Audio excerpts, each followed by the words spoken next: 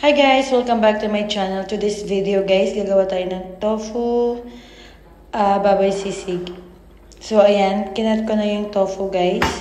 At pinainit ko na rin yung kawali.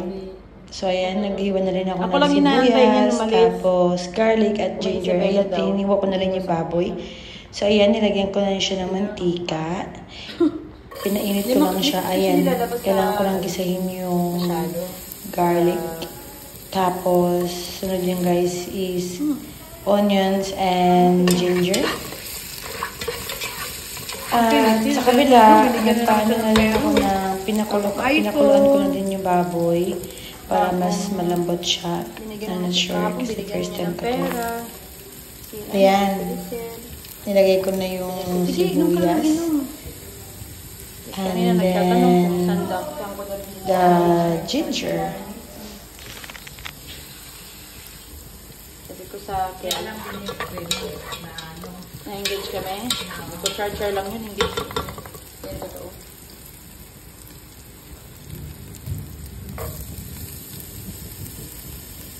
O, mali na.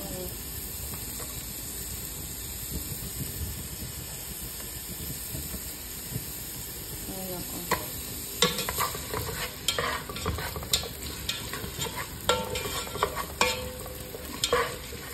Kaganda lang na Steve. Pag may plano ako sa buhay, gumugo lang yan siya. Kaya pag iiwan ko yan, gugo lang din yan. Pag sabihin ko, ay, iwan na kita. Oh, sige, iwan na. Iwan naman na rin ako. Ganon.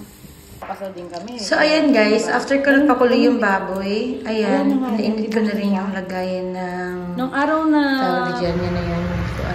So, ito na guys. After na prito, nilagay ko na siya dyan. At pinagsama-sama ko na kasama yung mga baboy. And kailangan ko na siyang nilagyan ko pala siya guys ng butter. So binisigisa ko na siya. Then after that, nilagyan ko ng mayonnaise, toyo, and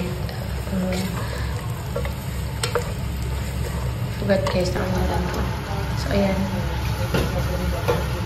Kalamansi pala, sorry.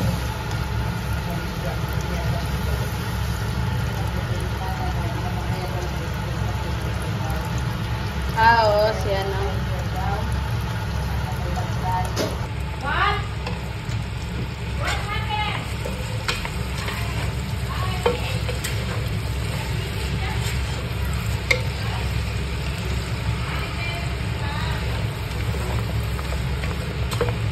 So, ayan na. Tapos na yung